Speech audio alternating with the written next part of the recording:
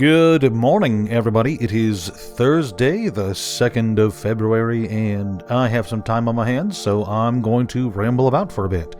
You know, there are many creature types in the game of Magic the Gathering, but only a handful of them perfectly reflect biological creatures that you can find in real life, and one of those is the crab creature type. So, today I'm going to be reviewing every single crustacean found in the game. Why? Because the cops can't stop me. There's a little over 30 crabs in the game, each of them different and special in their own ways. But one of them is the crabbiest and the bestest.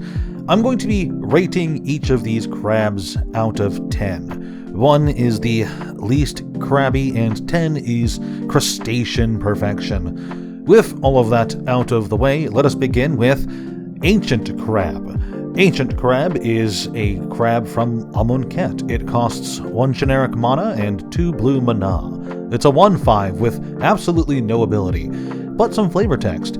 The banks of the Luxa River attract all manner of predator, but only the most resilient of prey. I'm going to give this crab right off the bat a 7 out of 10. It's an ideal version of a crab, good pinchers, nice shell, good strong legs there, and its flavor text and its toughness tell us that this is one hardy pinchy boy. I like it. Let's move on. Next up we have the Armored Cankrix, which is a crab from Core Set 2014. It is a big boy. It costs 4 generic mana and 1 blue mana. It's a 2/5, and once again it has no effect, but some flavor text. Creatures displaced from time still turn up every year, stranded by the temporal disaster that once swept across Dominaria. Now, this might seem like an insignificant jank card to throw into draft or sealed events. However, that flavor text confirms one thing for us. The temporal crisis of Dominaria, when it was concluded, did not just whisk away all of the temporal strandees. They are still on Dominaria, and this crazy-looking Cankrix is one of them. Now, I'm unfortunately going to have to give this crabby boy only a 5 out of 10. It is a very big, very beefy boy, but it really doesn't look like a crab. It doesn't really have the ideal crab pinchers. It's very spiky looking, very spined, and it looks like it could give you a very nasty swat with those club arms of it, but it doesn't really have the perfected crab form, so halfway is all I'm willing to go. Let's move on. Cherax, the Raging Isle, is our next crab, and he is from Zendikar Rising. He is a big boy, legendary, the only legendary crab. He is a Leviathan crab as well. He costs 2 generic mana and 2 blue mana. He is a 0/17. That's right, you heard me correctly. This bad boy has 17 toughness. He is the most armored of the crabs. Spells your opponents cast that target Cherax the Raging Isle cost 2 more to cast. That's an early version of Ward. Wizards really didn't know if they wanted to keyword it yet or not. And for 3 mana, Cherax gets +X, -X until the end of turn, where X is the number of islands you control.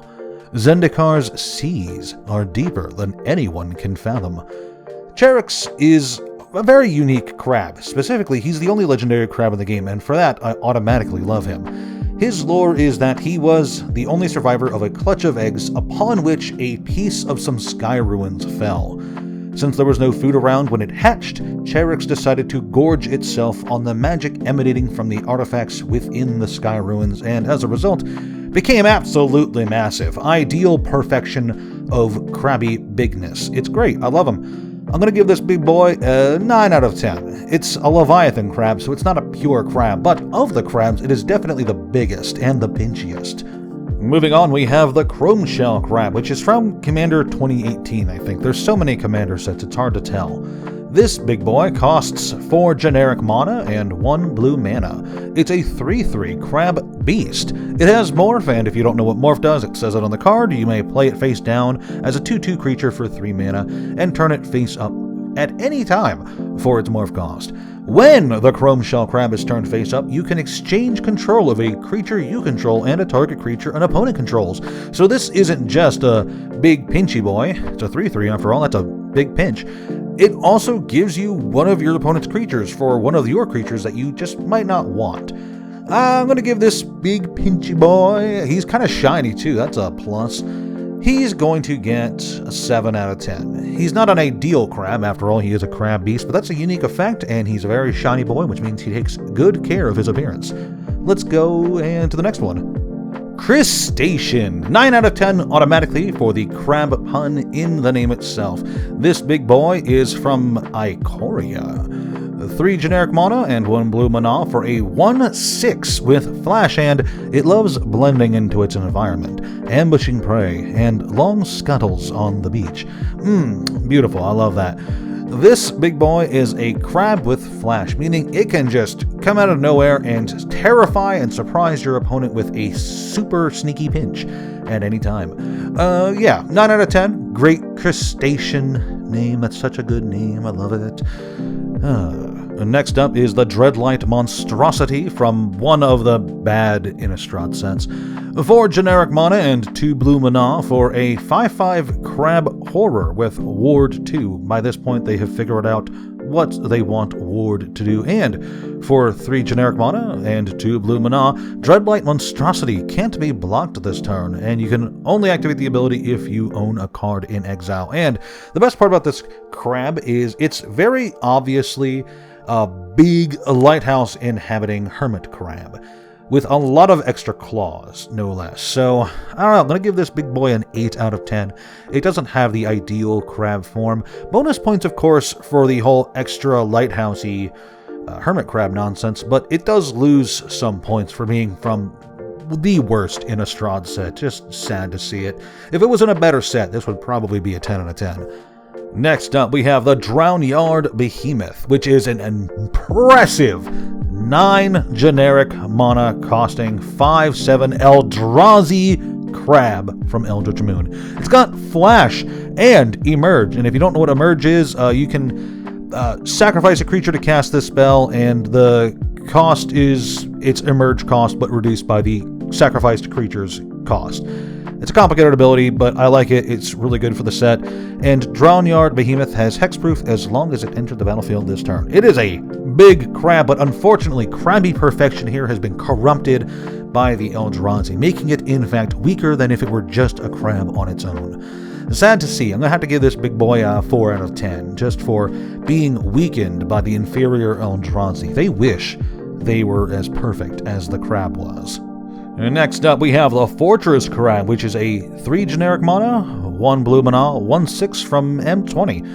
Unbreakable and unappetizing, the crab grows uninterrupted, sometimes to the size of a cottage and beyond. This is a big boy. A 1/6 is nothing to laugh at, and that flavor text tells you that this big guy is going to continue to get big over and over and over. He's going to have some big pinchies to go along with that, but right now he only has 1 power. There's room to improve. I still like the fact that it's just an ideal crab, no embellishments, no extra creature types. It's really good. 7 out of 10. Then we have the Giant Crab, which is a 4 generic mana, 1 blue mana, 3/3 crab from Tempest.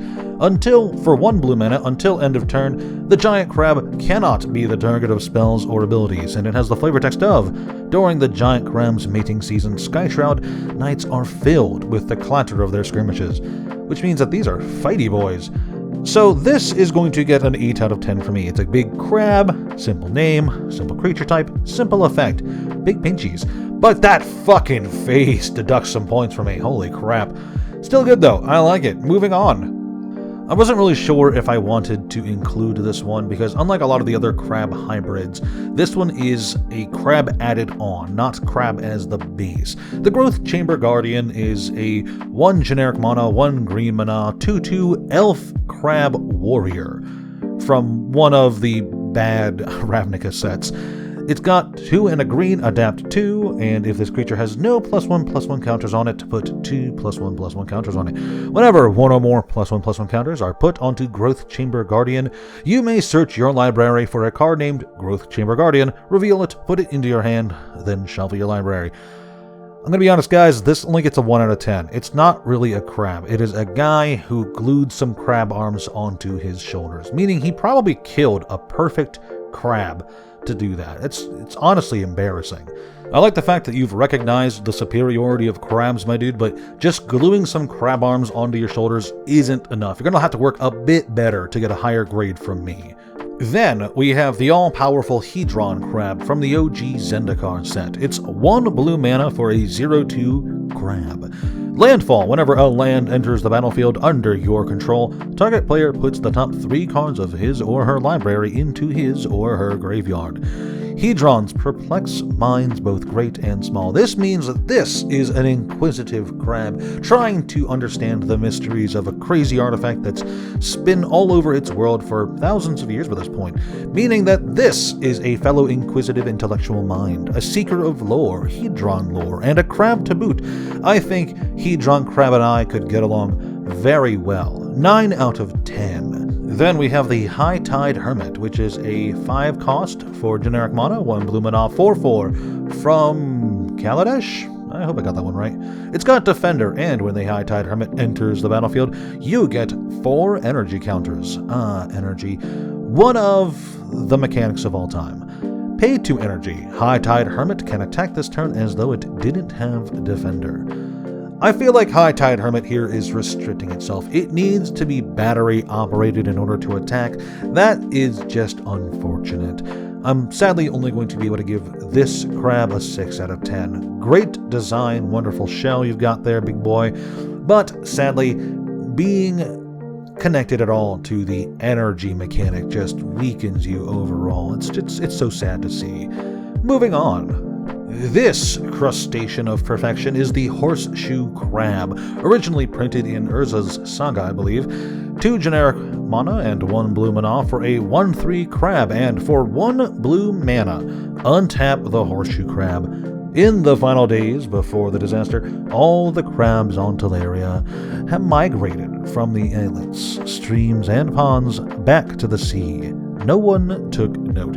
This is the iconic crab of the game. If you ask me to pull a single crab card to represent all of the crab cards, this one is the one I would suggest 99% of the time. It's the one I would choose pretty much whenever you ask me. Perfection in every conceivable way. An amazing untappability, the iconic crab type, the amazing horseshoe crab name and appearance. It's great. 10 out of 10. You rock, little dude. Then we have the Iceberg Cancrix, which is a 1 generic mana, 1 blue mana, 0/4 from one of the Modern Horizons sets. I don't know. Is this the first one that ruined the modern format, or the second one? Someone tell me below. Whenever another snow permanent enters the battlefield under your control, you may have target player put the top 2 cards of their library into their graveyard. It's another mill crab, and I think it's a really good one.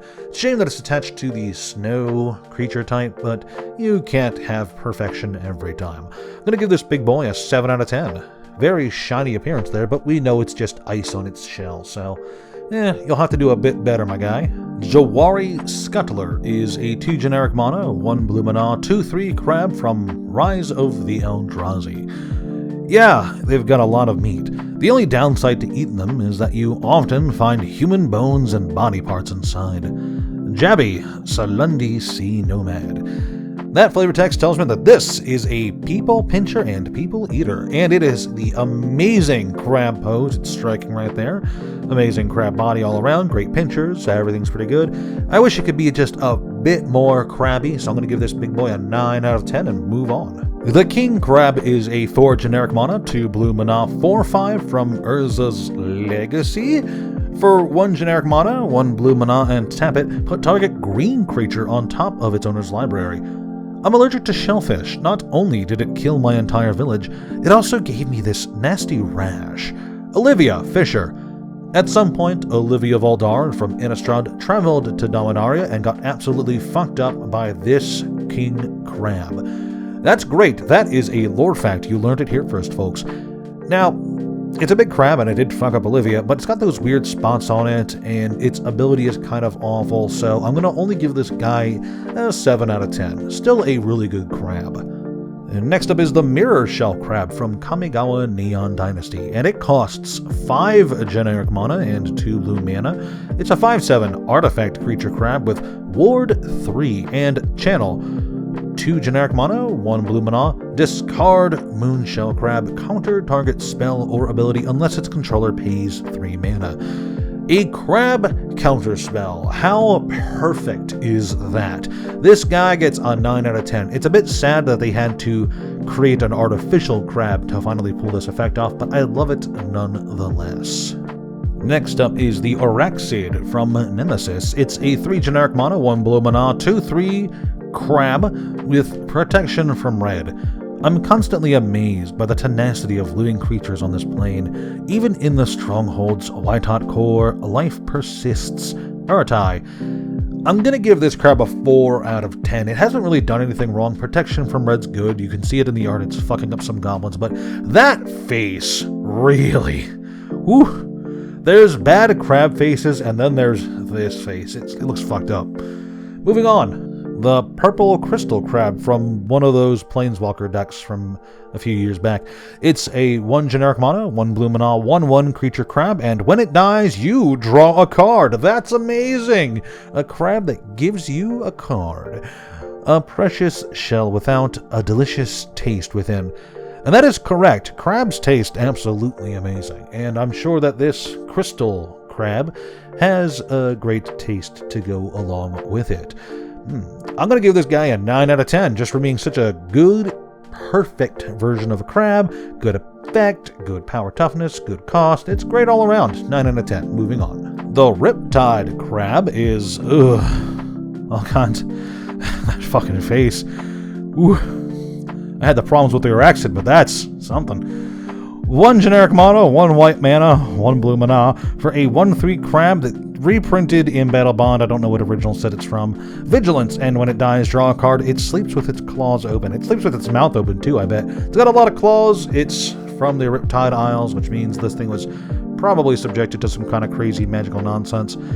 Man, that's a face. Why can't you have a cute crab face? Oh well. 5 out of 10. It still looks very much like a crab, just a really fucked up crab. Then there's the Ruin Crab from Zendikar Rising. 1 blue mana for a 0/3 crab with landfall. Whenever a land enters the battlefield under your control, each opponent mills 3 cards. To an explorer, a priceless treasure. To the crab, a rock to call home. Ideal crabby boy right here. Great shell, great effect, a perfect mirror of the earlier Hedron crab. I think it's great. 9 out of 10. Moving on. The Salvage Scuttler is a 4 generic mana, 1 blue mana, 4/4 crab from Aether Revolt. Whenever a Salvage Scuttler attacks, return an artifact you control to its owner's hand. A hermit crab goes through many shells in its lifetime, and not all are natural in origin. A hermit crab that got so big that it's using what looks like the ruins of an airship as its home is a pretty big and impressive boy. Not much else to say. This guy gets an 8 out of 10. The next 4 I'm going to judge all at once. The Scuttle Gator, the Shamble Shark, the Sharkdo Crab, and the Skitter Eel are all Ravnican crazy Simic biomorph crab monstrosities, and I'm going to judge them all equally at 4 out of 10. They've all got crab parts attached to them, but they're also all made inferior by the additions of inferior creatures like sharks, alligators, eels, turtles, etc. It's an embarrassment to glue these weak creatures onto the perfection that is crustaceans. Moving on. The Skittering Crustacean from Conspiracy Take the Crown is a 2 generic mana, 1 blue mana, 2/3 crab with Monstrosity 4 for 7 total mana. As long as Skittering Crustacean is monstrous, it has hexproof. No great flavor text to go with it, but it is clearly a crab, and it's got a really big monstrous effect, so it becomes a bigger crab if you pump the mana into it. It's pretty good. 6 out of 10. Not impressive, not amazing, but good nonetheless.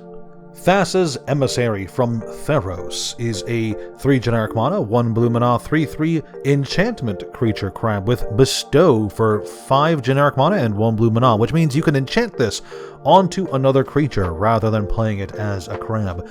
Whenever Thassa's Emissary or Enchanted Creature deals combat damage to a player, draw a card, and Enchanted Creature gets +3/+3. It's pretty great, in my opinion, that a crab can also be a magical empowerment to anyone else.